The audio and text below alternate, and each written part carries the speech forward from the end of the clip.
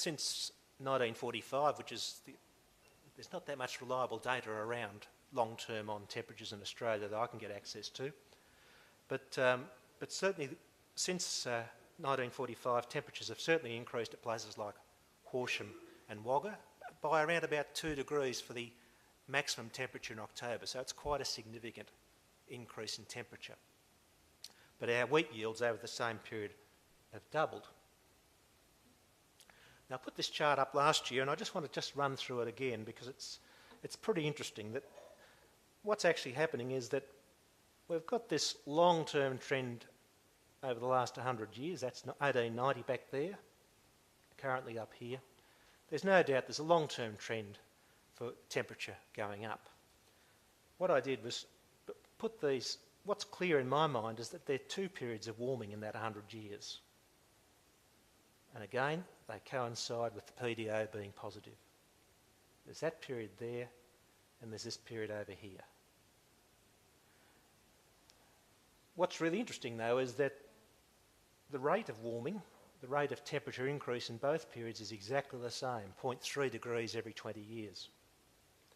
And yet our emissions in this period of time over here were only 1,000 million tonnes of carbon, whereas they've been 6 or 7 times that in this period over here. So it just makes me wonder whether there's a direct connection between our emissions on one hand and the rate of temperature increase, because in that case I would have thought the second period we'd see far greater rate of increase than in this first period back here. And then of course in between there's this benign period when the PDO was in its negative phase. So on the basis of that, one would expect that the rate of temperature increase will slow down in the next 20 years as we go back into PDO negative. I just plotted out the temperatures for actually both October and November, mean maximum temperature at Wagga. That's got the best data actually. And you can certainly see that temperature trend going up. I don't know whether you could argue about whether that's the benign period there and this is the actual period of temperature increase, but there's certainly a trend there upwards, and it's around about the 2 degrees over the 60 odd years. And despite that, we've been growing better and better wheat yields.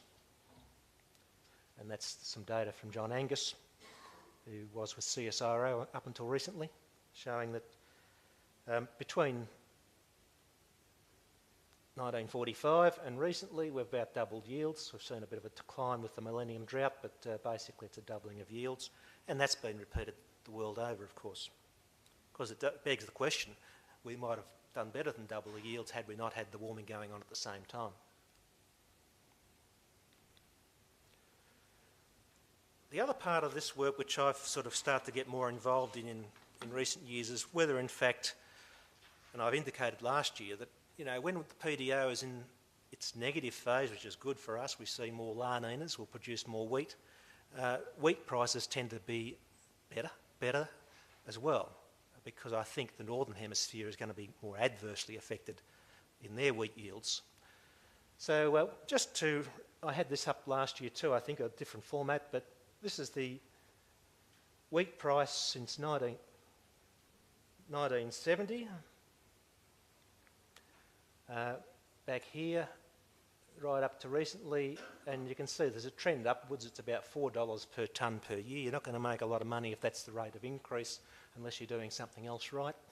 But nevertheless, what is also clear is that there's a lot of volatility around that trend line, and more so recently than there was earlier. So what I've been entertaining my mind with, perhaps tormenting my mind, is can you predict that direction of movement up or down around the trend line based on the same sort of indicators that we use for forecasting seasonal rainfall?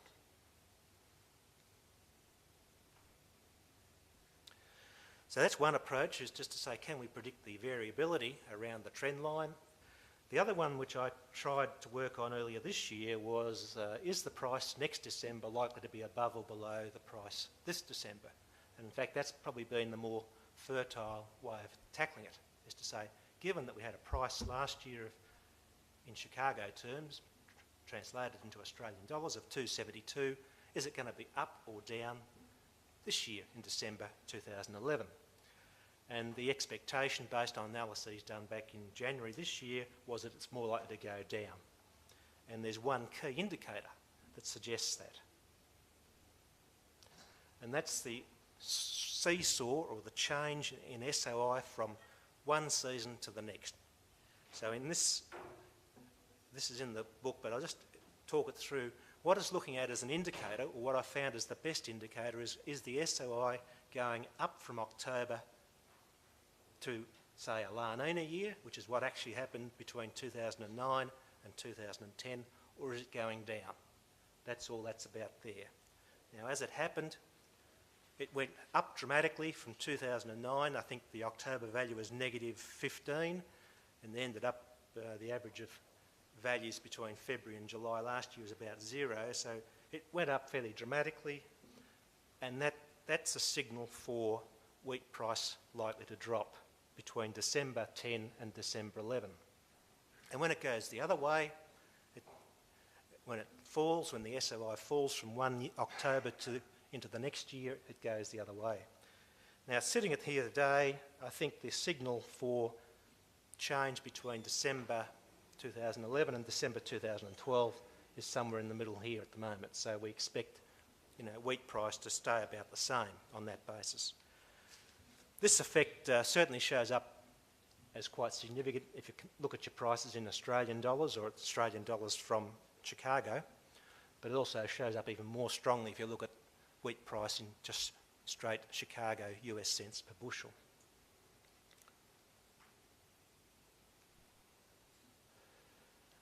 Now, last year, I think when I wrote the paper, wheat prices hadn't started to rally, but by the time I got here to deliver the paper, they certainly had, and I found that a bit hard to understand.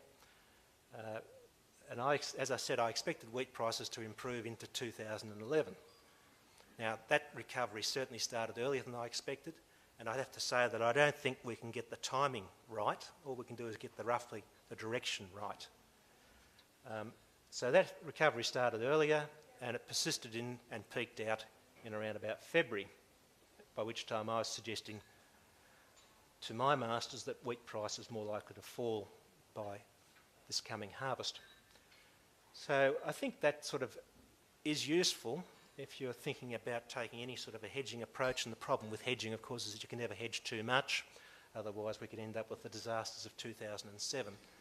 So, but I think there is scope for perhaps at least saying, look, in January or February we had wheat prices on offer in the 300s, 320, it finally got to about 360, I think.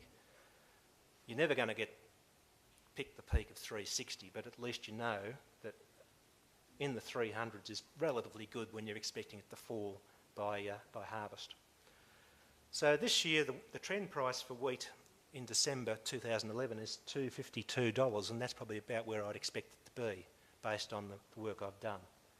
So it's going to be okay, but it's certainly not too exciting, and I think I'd be focusing mostly on trying to pick up those protein premiums. When I talk about 252, I'm talking about APW. If you can grow better quality of wheat than that, I certainly believe that it'll be worth doing, as the first speaker this morning indicated. So by way of summary, El Nino, La Nina is probably the most widely understood and appreciated short-term cycle, and certainly its effects on crop yields have been the subject of publications for a fair bit of time now. I don't think the effect of Pacific Decadal Oscillation is well appreciated. It's well understood in the literature, but it's not well appreciated out in the community. And certainly, I think it's a very important one. And certainly, I get most of my best signals